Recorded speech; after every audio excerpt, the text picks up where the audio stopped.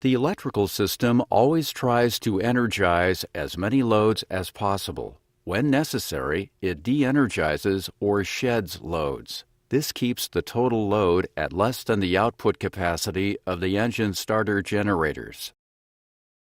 The APU starter generators or ground power.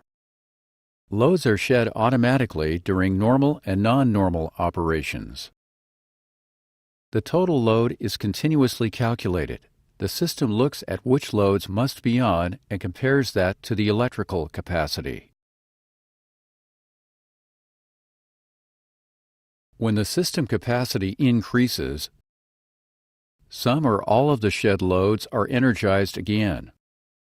Load shed can occur during electrical configuration changes, or when loads are more than the system's capacity,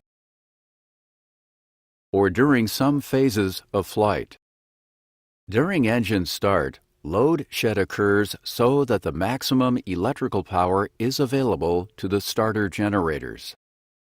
If a starter generator becomes inoperative, the electrical capacity decreases. The system sheds loads to give protection to the remaining power sources. Systems that are load shed do not generate ICAS messages, but on the Synoptic, the load shed message list shows you the systems that were de-energized.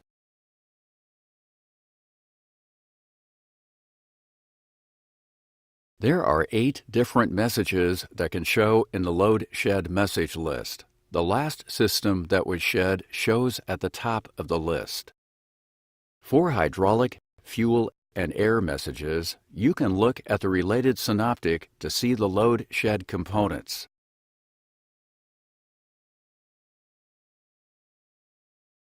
For these messages, there are no other indications of the load shed components.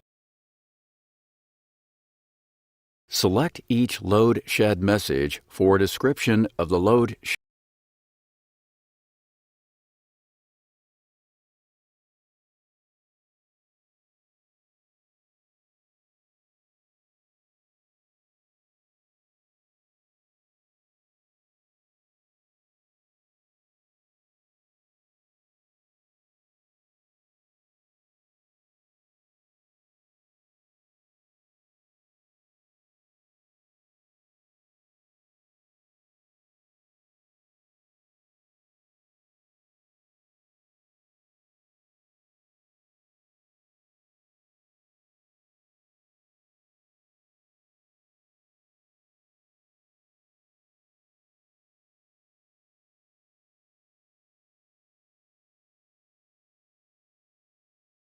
The only time you set the switches off is when a non-normal checklist tells you to do so.